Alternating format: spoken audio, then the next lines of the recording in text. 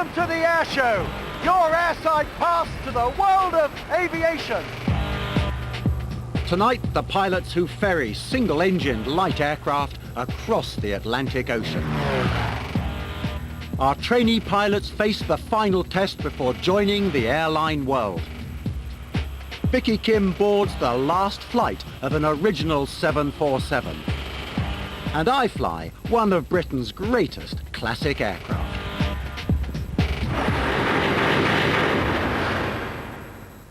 As a biplane, the Swordfish was considered to be out of date by the outbreak of the war. Nonetheless, for pilots, it was a wonderful aircraft. Though not fast, it could outmaneuver many a fighter, and its ability to fly at extremely slow speed was perfect for landing on ships in rough seas. And although it's not as famous as the Spitfire or the Hurricane, the Royal Navy will tell you that she certainly played her part in helping us win World War II. Out of nearly 2,500 built, only 3 Swordfish are left flying, and this is one of 2 preserved by the Royal Navy Historic Flight. Lieutenant Commander Adrian Orchard is the lucky pilot who gets to fly the Swordfish at displays around the country. Well, Adrian, you know, I'm amazed because you are a fast jet Sea Harrier instructor. Can you give me a comparison between flying a Sea Harrier and the Swordfish? Very, very different aeroplanes. The Sea Harrier, in simple terms, the Sea Harrier gets airborne and pushes itself through the air and just makes a lot of noise, and you simply sit on top of it and it flies itself around to many extents. This machine is completely the opposite. You fly the airplane. Everything about it is to do with flying. And every half a second there is something else to do, whether it's making sure the airplane's flying straight, making sure that the rudder's in trim, flying the airplane level to even start with. So it's just a completely different concept. It's flying in its truest sense, real seat-of-the-pants type stuff. Adrian agreed to fulfill one of my dreams by taking me for a short flight in the Swordfish. But the first task was one particular characteristic that makes the aircraft so individual: starting her up.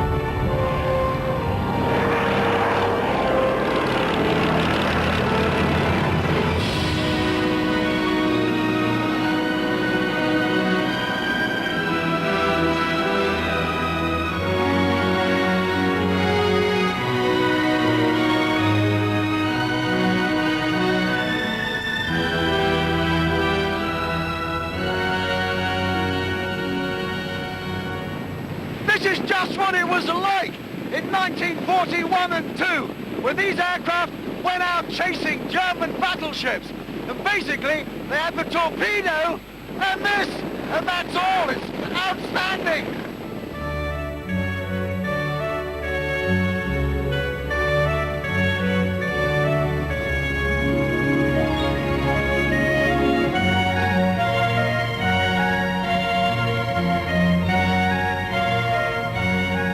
And at the end of our flight, we were joined by the present-day version of the Swordfish, the Sea Harrier.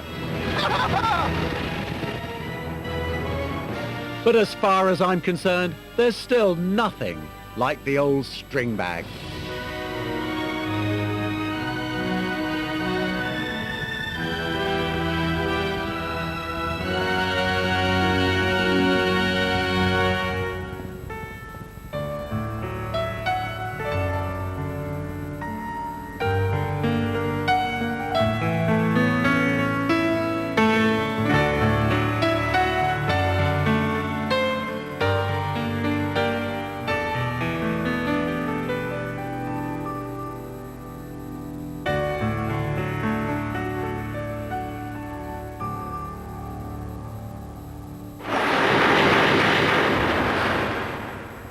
Over the past 3 decades, the Boeing 747 has revolutionized air travel.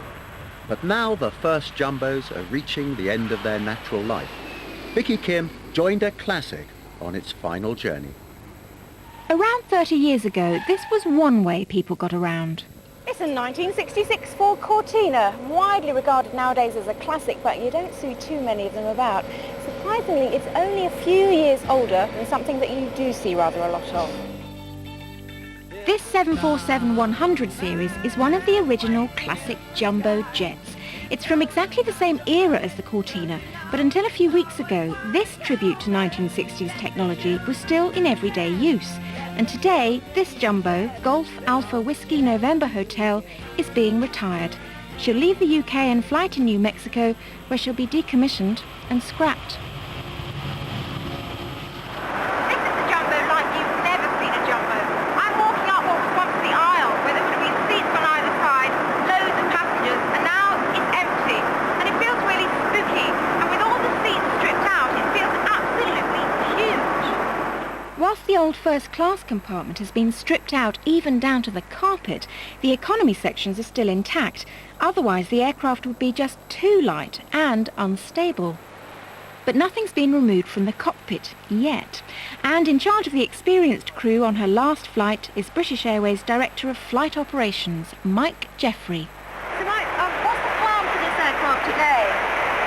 Well, as you know, we're some 4 hours into the flight now. We've got another 5.5 hours, and we'll be landing in Albuquerque, and that's when we say goodbye to November Hotel. How come you're on this particular aircraft today? Well, I guess it's my little bit of nostalgia. These aeroplanes have been magnificent. They transformed long-haul flying when they came into service in the 70s. I wanted to say goodbye to a very special aeroplane, which has been part of that process. Now, you've flown this aircraft before, haven't you? You've actually got stuff in that old logbook there. I've got quite a lot of flights in here in this logbook. Let's have a look then. Absolutely. Well, here we are. We go back to 1988. November Hotel. I was in command, London, Boston. And I think my last flight was down to Cairo in October last year. Yeah? Any memories, special memories of this aircraft? Not really. I mean, we've had 16 of them. They're wonderful aeroplanes. I think that flight back from Cairo, I'll remember, it was a stunning day coming over the Alps. Sitting up there, we were 37,000 feet. It was wonderful. You've done it all. The figures surrounding this gentle giant are amazing. She entered service with BOAC in December 71, mainly serving the North American market, which she continued to do until today. BOAC became British Airways, and she was repainted in the colour schemes of the day. In her 27-year life, she's flown the equivalent of 6,500 times around the world, burned 1.25 million tonnes of fuel, spent a total of 12 years airborne, and carried a staggering 7.25 million passengers. 7.25 million people. That's an awful lot. And you know how sometimes old houses take on the atmosphere of the people that lived in them? Same with this jumbo jet. It feels like I can sense everybody that was ever in it. It's still somehow here. It's been ferrying them backwards and forwards tirelessly without any fuss for nearly 30 years. It's difficult to say whether this 300 tons of steel, nuts and bolts can acquire a soul, but maybe these Leviathans can, in much the same way we become attached to our cars.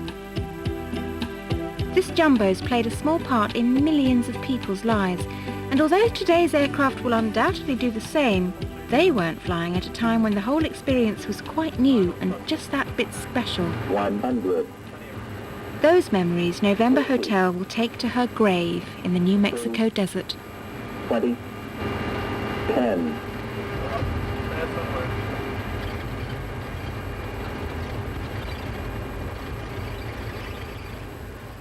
So after 55 million miles, November Hotel comes to her final stop. British Airways will have retired all their 747-100s within a year, and with them will go a little piece of British airline history. Over the past 2 weeks, we've followed British Airways cadets at the beginning of their 18-month course. We now join an earlier intake who, after 10 months, have mastered single-engined aircraft. And it's at this stage that they're introduced to one of these, or more appositely, 2 of these. Suddenly it's twin engines, twice as many engines, twice as many problems. And it's in one of these, a Piper Seneca, that they're going to face their biggest challenge. It's known as IR, Instrument Rating. This dreaded section of a pilot's training has been known to reduce grown men to tears and has acquired an almost mythical reverence which is ignored at a student's peril. It's probably not a very wise idea to let me anywhere near the controls of one of those real aeroplanes, but I figure you can only do so much damage on a simulator, so I'm going to head in here and find out what this IR business is all about. Now, Paul, I did RE at school. I don't know if that's good training for IR, but this is a serious test for them, isn't it? It's a very serious test. It's an examination of them to prove that they can fly, quote, by sole reference to instruments, unquote. That means when you can't see what's out there. Exactly. You're in thick cloud. Any cloud is fairly thick, and you're doing several hundred miles an hour through it. It does help if you can know what the aircraft is doing, what height it's at, and which direction it's going. What's the most important ones here of the instruments? Okay, of the instruments, the most important one is the one straight in front of you, and that is an artificial horizon. This shows you a miniature of the world outside, the brown being the earth and blue being sky. You've got to keep it both level, but you've also got to keep straight as well. So right. It'll help you in many ways, but you also need the other instruments around the outside of it to tell what the aircraft is doing when it deviates from straight and level. Come on then, let's actually, come on. Let's give it a go. Okay then. Here we go then. When I say you have control, it'll be up to you. You have control. I think the RE is going to come in useful, actually. A wing and a prayer. Right. Oh, that's it. Nice and gently. In terms of a student's process to becoming a pilot, why is the IR test so kind of feared and revered, do you think? Because it's the proof to the rest of the world that a given pilot can operate safely in the same crowded airspace that everybody else is operating in. Most of what we want to teach the students, though, is to interpret the instruments and ignore their own senses, because the senses can lie to you. Well, I go the wrong way a lot of the time. Oh, well, you can't look away from it. You cannot ignore the artificial horizon. We're teaching the students to look at that, 3 or 4 times a second. So when do you get time to look at the others? Well, the other bits of a second. Do you... Oh, what happened? I think that was definitely... That's just the stall warning. And I don't suppose shouting, oops, what happened, and letting go... Letting go and holding your head does not sort the problem out. I have to say, this is extremely tough. I mean, just to control one of these is extremely difficult. I mean, I lost it then, talking. I think I shall leave these to the experts, or at least about to be experts. Because even today, flying an airliner is a lot more than programming some computer. It's about learning what to do if all the high-tech gizmos fail. For Sam, Claire and David, who are about to enter this final section of the course, it's been rewarding just to get this far. Feels like you've achieved so much, really. I mean, in such a short space of time as well. The year's gone so quickly for us. It's flown past. Yeah, we've only been here a year now, and already we're allegedly as qualified as we're going to get, and it's very nerve-wracking. When the dreaded IR is mentioned, what effect does that have on people? It sends shivers down your spine, I think. No one looks forward buckle. to it, and it's certainly the big achievement when you pass it. Big high.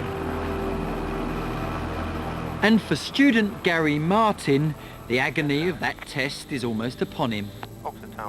Before he takes off for real, he's got to take a mock test with an examiner from the flying school. A 170A in pilot speak, to show he's ready for the real thing. And it's just as tough.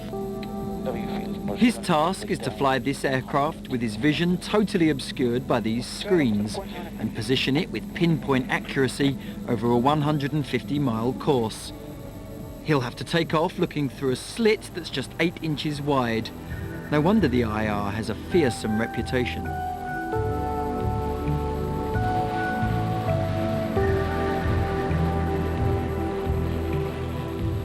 Gary's actions over the next couple of hours may well have a lasting effect on his entire career.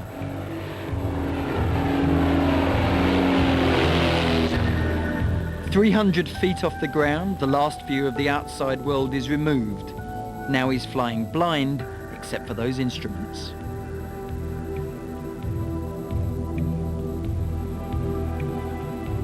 His course today will take him up to 8,000 feet and via several ground-based radio beacons to eventually arrive at Bristol's Filton Airport. Oscar 05 Tango, right now 230, closing the localizer from the right at 9 miles, report established. 230 will go, opposite 05 Tango. There he has to position the aircraft on the Instrument Landing System, the ILS, so he can accurately guide the plane towards the runway, in spite of not being able to see it. He's got to maintain the approach whilst compensating for the gusting wind, and having done all of that, this happens. Okay, practice center, carry on. 0, descending, 101. Suddenly, the examiner deliberately fails one engine, and Gary has to use all he's learnt to react quickly and decisively.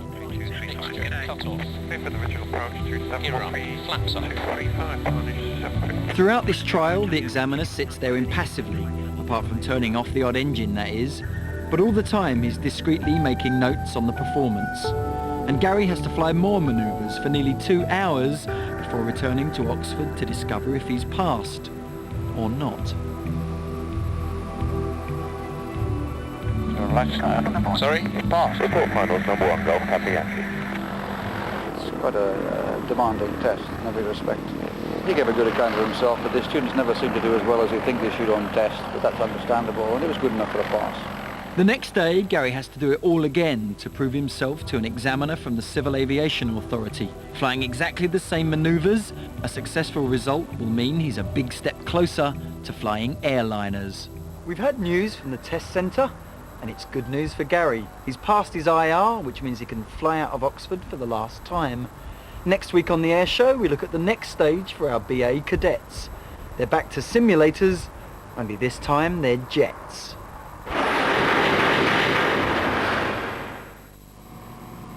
This is a brand new Saratoga that I flew over at the Piper factory in Florida.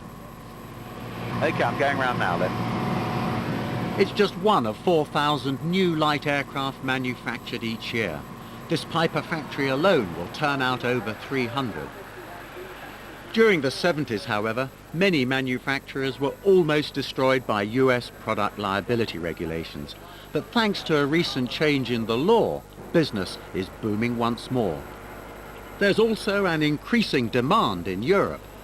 This particular Saratoga has had her flight test, they've painted her, and now she's ready for delivery. But you may have noticed the Golf registration on this particular aircraft.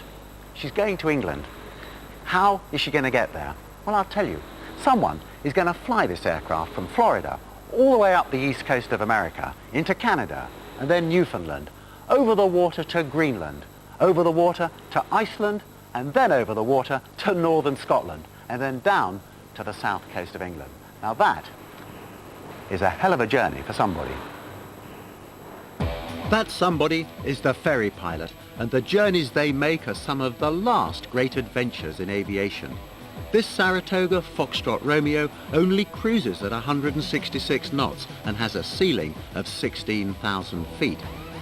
The man with the job of taking the Saratoga to Bournemouth is Andrew Dixon, a pilot with over 18,000 hours of flying experience. His epic 5,000-mile journey is expected to take 3 days.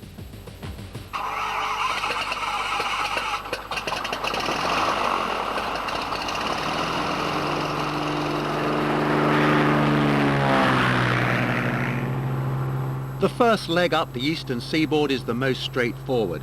There are no great water crossings and you're never out of range of air traffic control.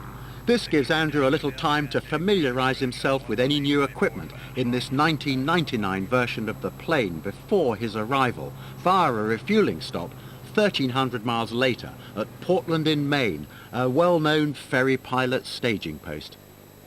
Here the aircraft is modified with a high-frequency radio for its transatlantic trip. Meanwhile, fellow ferry pilot Rory O'Carroll is having extra fuel tanks fitted in his brand new Piper Warrior. We need to install additional fuel tanks. This tank gives me an extra about 8 hours flying time. So it gives me a safe reserve to go to all the destinations and gives me options of routes on the crossing. Our Saratoga will be making the journey without an extra ferry tank, but the internal tanks on the aircraft should be more than sufficient for the trip home. And it's as Andrew takes off from Portland for Goose Bay in northeast Canada that the real fun begins. That there are much more comfortable and faster ways to get across the Atlantic. Why on earth does he do it like this? It's always a challenging way of flying. It's the sense of achievement, shall we say it, sometimes with beating the weather or getting into places where the things aren't maybe going quite the way they should do. Accompanied by his trusted Teddy Looney, who's never missed one of Andrew's trips, they leave the USA for the first and very possibly last time. Green fields give way to frozen lakes and snow-capped mountains. At 9,000 feet, it's well below freezing, and if the ice on the wings gets much worse than this, Andrew will have to descend into warmer air to let it melt, or he's got to land. Fortunately, the ice is not a problem, and 5 hours after leaving Portland, he arrives at Goose Bay, a remote airbase over 300 miles from the nearest city.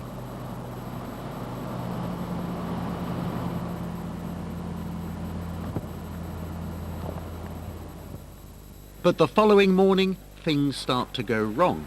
Although the weather at Goose is fine, headwinds further north would mean an unacceptably long crossing to Greenland. The next day, things are much the same, and now the Warrior has caught up. Andrew can only look on as Rory climbs into his immersion suit and departs for Greenland. With the headwinds, that'll take him well over 7 hours, but he has the extra fuel, and there should be no problem. For the Saratoga, a trip that was meant to take 3 days is suddenly looking a good deal longer. The best that the gentleman in St John's Flight Service can offer us is some sort of improvement to westerly winds and flyable conditions for an unde-iced aeroplane in about 6 days' time. So rather than leaving the aeroplane outside to freeze and suffer in the wind and the wet, we put it inside the hangar. And there it would stay for 2 weeks until the weather improved.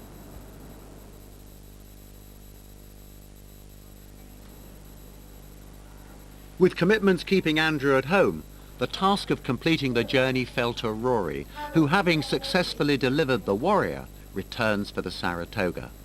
The weather news is good. The headwinds and icing have disappeared, so Rory can pack the required safety equipment and Golf Foxtrot Romeo can finally leave Canada after 3 weeks on the ground. For both pilot and plane, the most dangerous part of the trip lies ahead.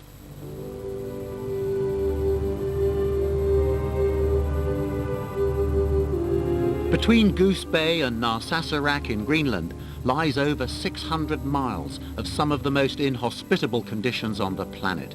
The Saratoga's 300 horsepower engine is all that keeps Rory above the icy waters. But what would happen if things did go wrong? In the very unlikely event that we suffered an engine failure, the immediate priority would be to select the best glide speed and lose the minimum altitude in time. Which would be around about a 600 or 700 foot per minute descent.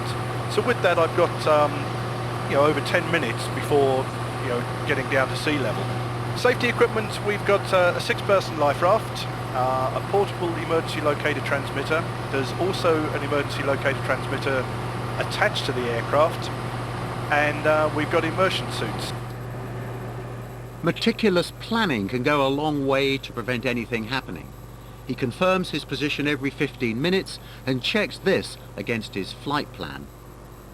Using satellites, he can navigate very accurately across the ocean towards Narsarsuaq, a remote landing field.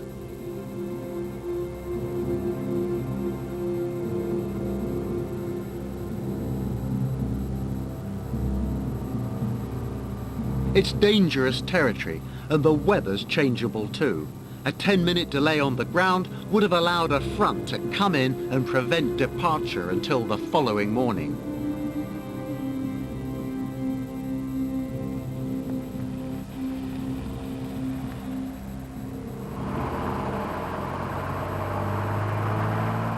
After refueling, Rory pushes the unpressurized Saratoga up to 13,000 feet to climb over the magnificent ice cap. From there on, the trip to Iceland is more straightforward, and the weather's usually a little kinder.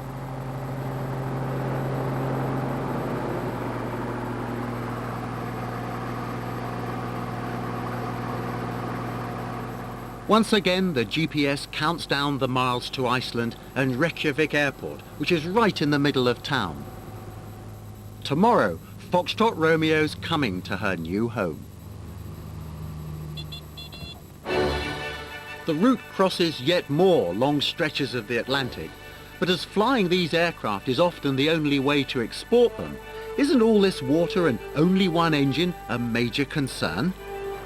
At times it can be challenging, but I don't consider the risks any more than sort of flying over any other terrain. And quite often the water is going to be a softer and a better option. The last fuel stop on foreign soil is in the remote Faroe Islands before crossing to Scotland, where the chat on the RT turns to more important matters. The football score last night was Watford 1, Grimsby 0, which means they make the playoffs, which is good. And from here, the Saratoga's first taste of British soil, Rory navigates the last 500 miles to Bournemouth. Surprisingly, this extraordinary journey is a regular epic. Aircraft are ferried all over the world every week. But even so, this is a demanding flight and one of the last great adventures in aviation.